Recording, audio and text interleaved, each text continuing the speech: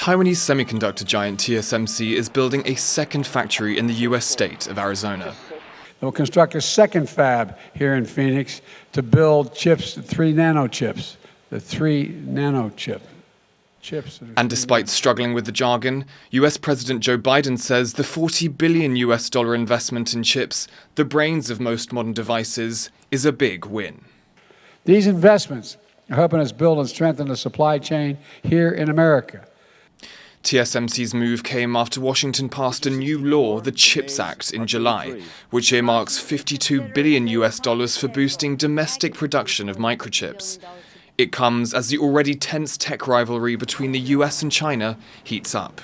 This is a bad day for President Xi and the Chinese Communist Party, and the potential they would have of cutting off our access to advanced semiconductors.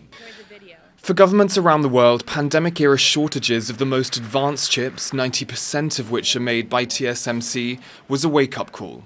所以各国就发现到，有的半导体对产业不断链是这么的重要。 Governments now say a stable chip supply is an issue of national security, and that's left them scrambling to fund domestic chip making and reduce their reliance on Taiwan, even if it's costly. Apart from setting aside some $52 billion for chip development, the CHIPS Act also provides a 25% tax credit for investment in manufacturing equipment.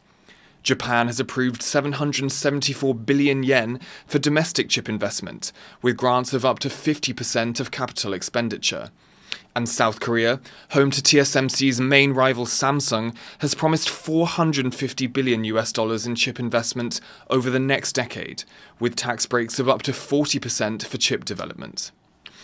But in Taiwan, there are fears this trend will create cracks in the country's silicon shield.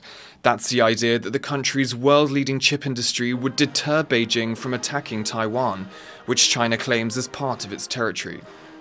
In response, Taiwan passed legislation in November that's been called its own version of the CHIPS Act. It will provide companies in research and development tax credits of up to 25% for investment in innovation and 5% for investment in advanced chip-making equipment. Critics say the act will only help giant firms like TSMC, but there are those who feel Taiwan's position at the top of the chip supply chain is secure.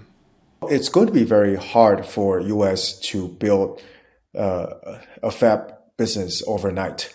So the worry that TSMC would be stolen overnight would be a little bit far-fetched. The production of advanced chips at home is a costly business, but for many governments, it's worth the price in exchange for national security. Ricky and James Chater for TaiwanPlus.